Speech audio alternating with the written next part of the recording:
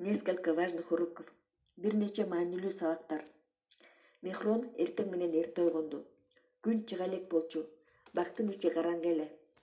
Турганга эрте болчу, ошондуктан ал тагдыры жөнүндө ойлонду. Анын алдына ачылган жаңы мүмкүнчүлүктөр жөнүндө, келечек пландары жөнүндө ойлонду. Ойлонуп жата берип, кандай таң атып жарык болуп кеткенин байкабай калды. Күндөгүдөй эле тезирээк тура калып, жуунуп тамактанып алып, бакты көздөй жөнөдү. Мехронго бакта иштеген жакты. Элестете да албай атты. Эми ушундай жаратылыш менен байланыша албай, шаарда кантип жашаганын. Балким дем алыш сайын дачага барып турар. Көнгөндөй эле кеч киргенде наставник окуучусун беседкага чакырды, көлөкөлүү беседкага. Кезектеги сабак Мехрондун күтүлбөгөн суроосунан башталды. Ага, эмне үчүн баары эле сиз үйрөтүп аткан сабакты беришпейт? Эмне үчүн бул билимдерди бирөөлөрдөн жашырышат? Канчалык көп адамдар ушул сабактарды билип алышса, дүйнөдө ошончолук уруштар, көңүл калуулар, адилетсиздиктер, согуштар аз болот эле деп ойлойм. Наставник бир канча секунд ойлонуп калды да, Мехрондон адилеттүүлүк деп эмнени түшүнөсүң деп сурады. Бул адамдын өзүнүн эле кызыкчылыгын ойлобой, башка адамдардын дагы кызыкчылыгын ойлоо деп жооп берди Мехрон. А сен өзүң адилеттүү адамсыңбы? Ооба деп жооп берди Мехрон ишенимдүү түрдө. Бир кезде наставник бир точканы кечке тиктеп калды. Ал бирдемкени байкап окуучусуна көргөзгүсү келип атканы көрүнүп турду. Көрдүңбү? Тетиги жүргөмүштү. Жилет окуп атат. Жүрү барып карайлы эмне болорун. Наставник жүргөмүштү кызыгуу менен карап, чыдамдуулук менен күтүп турду. Жарым сааттан кийин жүргөмүш ишин бүтүрдү. Эми дагы жарым саат убакыт керек болду чымындын желеге келип түшкөнүнө. Мехрон чымынды бошоткусу келди эле, наставник анын колун тартып токтотуп койду.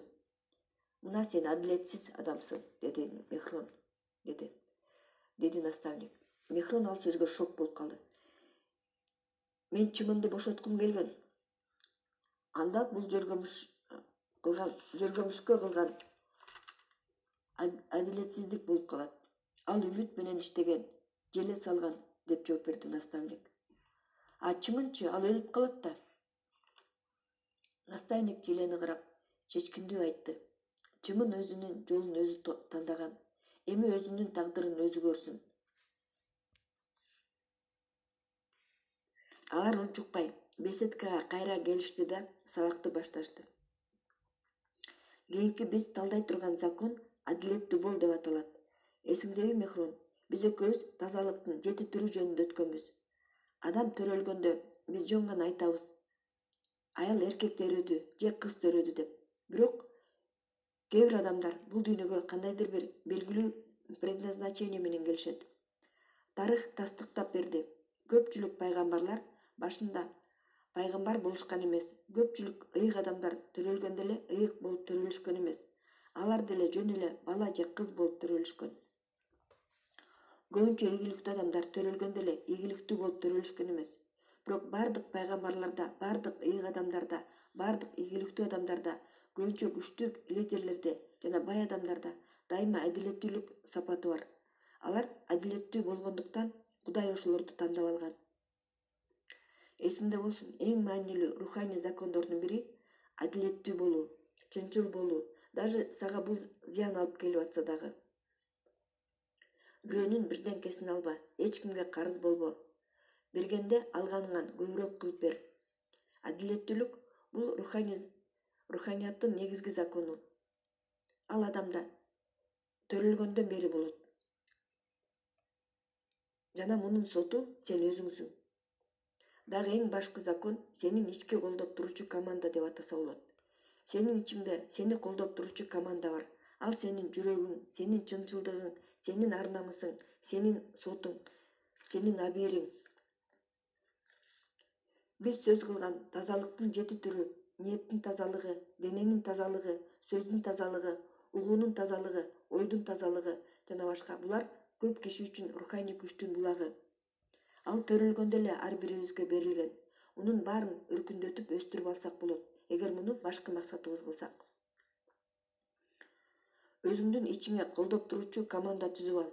Бул жүрөгүң сенин сезимдериң, ниеттериң менен конфликт болбошу керек, бири-бирине каршы болбош керек дегенди түшүндүрөт. Жаңы күч алыш үчүн сенин ар-намысың, сенин кылган ишиң үчүн уялбагандай болсун, өзүң менен сыймыктанып жүргөндөй болушуң керек. Бул баары бир багатта кыймылдаган, бири-бирине каршы болбогон командага окшош. Сенин ойлоруң, сөздөрүң, кыймыл-аракетиң, каалоолоруң бир багытта болот. Бул сенин ийгилигиңдин гарантиясы. Кийинки руханий закон уруктун күчү деп аталат. Эсте, чоң дарактын жашоосу кичинекей уруктан башталат. Ар бир өсүмдүктүн күчү кичинекей уруктан уктап атат. Бул сен бир нерсени баштаганда ал кичинекей болуп көрүнөт дегенди билгизет. Бардык жакшы иштер адамдын башында ой түрүндө пайда болот, кичинекей уруктай болуп. Андан кийин гана ой идеяга айланат жана жашоодо жаралат. Башкысы уруктар жакшы топуракка түшүш керек. Башкысы жаңыдан өсүп келатканда кам көрүп туруш керек. Ал чоң болуп өсүп чыгып өзүнүн жемишин берет деп ишениш керек. Анткени уруктар кандай жакшы болсо дагы, эгерде аны асфальтка коюп койсоң, ал өспөйт. Бирок аны керектүү жерге тиксең, ал сөзсүз өсүп чыгып, кайра сен үчүн кам көрөт. Кайталайм, чоң дарактын күчү кичинекей урукта экенин түшүнүшүң керек. Кичинекей урук бул сени шыктандырып, сага жардам берүүчү сенин ишенимиң, сенин үмүтүң, сенин оюң. Бул алманы карачы. Наставник беседканын жанында өскөн алма бактан алманы үзүп алып, эгер мен сага берсем, сен оңой эле аны экиге бөлүп, уруктарын санап канча экенин айта аласың.